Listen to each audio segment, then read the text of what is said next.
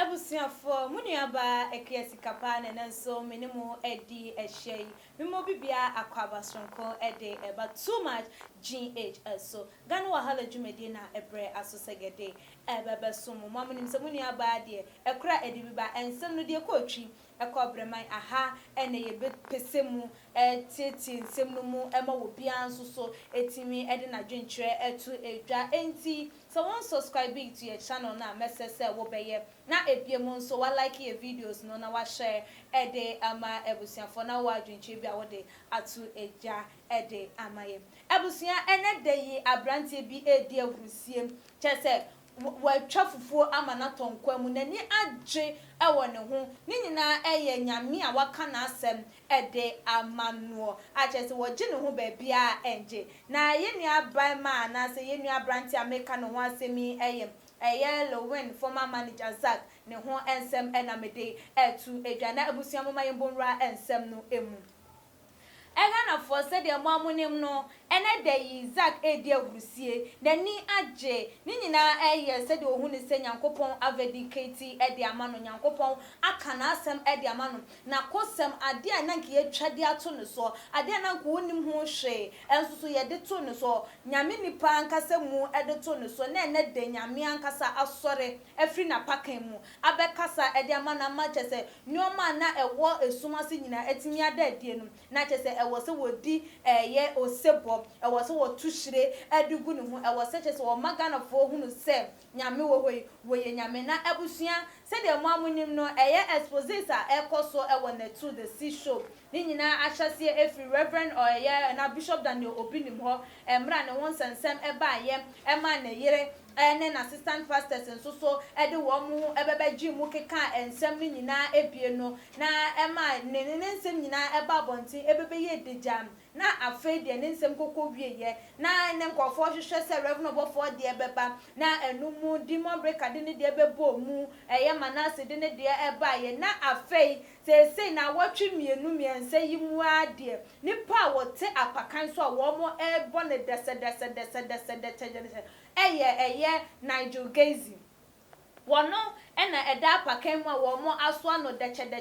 wo mo de ne nsem ababetena eye the sea show na tu eso na ne nsem a wo mo started se wo mo kan de enie bebre enokra ma eye na kwada eye kakra esien wono so eba bonten ede nsem bi ebebetu edwa edefa eye enuoma a wo mo afaso aye na enumu ena abrantie no eka ye enkomhye bia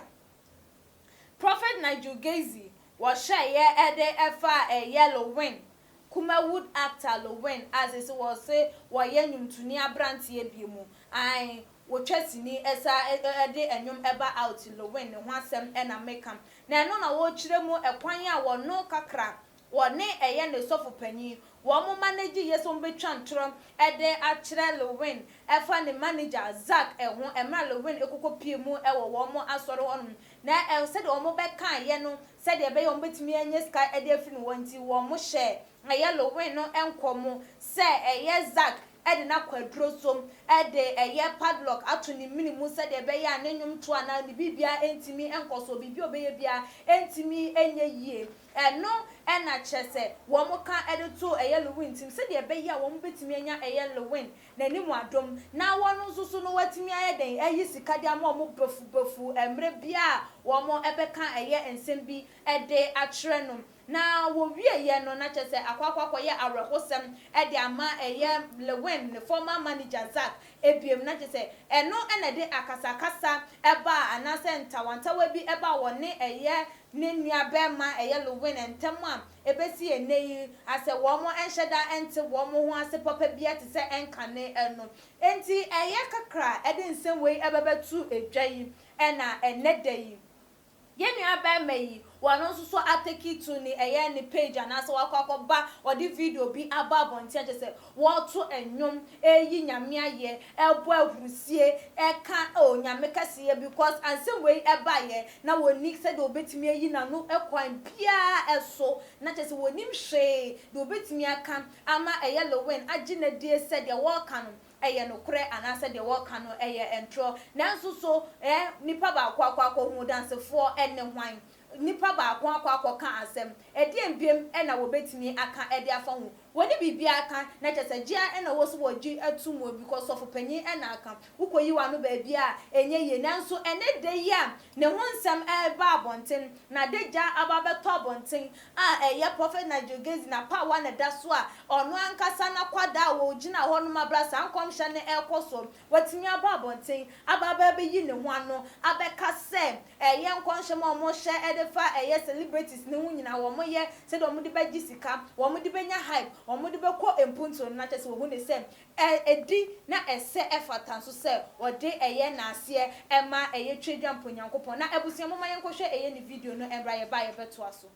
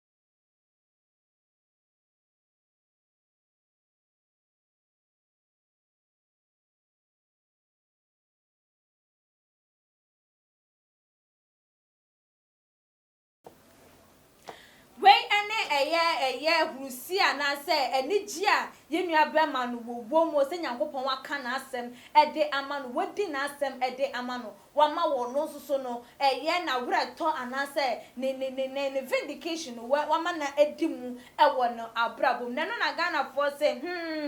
na chese say no e wo say e omo a ya hihye wo mo enkomo nyina no wo mo ma wo mo ani na wo because wonu obi benya eye tan hunu kwa abransa nipa no wonye den wonye boni bi enti ebinum susu se Lilwin se die no kure na beda die no kan ene wo se wo ba bonten na wo bebe pa eye ne former manager Zack Agyapong say wotimi anase wo kan bibi boni bi edefa no anase because of enam nkomhye wenti ensem anase ntawantawa eba wo mo ensem nti dodo na susu se eye Lilwin wo mra bonten na wo meme pa eye Zack Agyapong se nya bonten pom ena wo beba senya bontimpo ena wo beba na se eye se ebe wo mo behia wo kokua mu mpo na wo mo edi nkomo anase wo matena se asetu bibia enu mpo no ebetimi aye okay ede amano we ene eye se de Ghana fo binum esusu ye mama menkenkan ebi entwem Georgina ede awode eba ye o say you think that God is not alive, but God really do. You see now, God has vindicated for you. Thank God very much for this truth to come out because it will be hard for Lilwin to ever trust you. But now, I think he will do so. So ne dear and not so when they say a queen be any one man and cabins or before swaying in one on Nelson Yankopon or Yan to Boisia edition on one she said, one also so what to me a dinner sem a day amano and not just in Yankopon fan of wow on ton and temu. Sa a year asamno, yen yai a year can, yen near being so edia what day a buyer or sing. Don't just sing praises, so take that fake Nigel Gaisie on. With the help of Honorable Kennedy Agyapong, you should arrest him. Nigel Gaisie is fake. Wasishem, and yan to a kene was a wutu. Where the Rusia a yen Yankupon was mamma, and ya and one no, I was all magana for yen na you. Now to say same. A brantiano, Yahoo say on free yami or ye fake. Enti no de ubetimi aya ne se Honorable Kennedy Agyapong ewo wa afa na se nyese wo wa afa wa be ka wakosem ede ama wo no ene no enkambom na nya abrante no momfa ne entum ewo eye aban kukum no no so hu se emra wo hoi edi obia ye nua Prince Opoku ede ode eba ye ose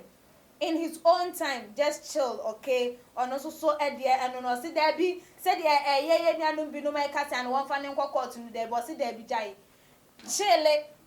Zack chill osi Nyankopon bre pamu no wobema brante no noa ne bone ede ne bekwa pie afiase nemum emma wo mum enso no emfa no enko we ene adwinche no bi a eba ye efa Zack na ne gi a wanyam emra wa hunu se Nyankopon eyi prophet Gaisie ne so krata ede amano no wo me ne hunu ma bone a wo ye ewo esumase no wo mo adwan wo mo kire ye eno no wo so wo fi wadwenche ene sen fabram ewo tuma gin comment section share video yi for ma abusuafo adofonom ene enuafo like your videos so efa ema na follow ye wo ye IG page @tumagh_medin ene Exp0se kapadasene ye besane share makramo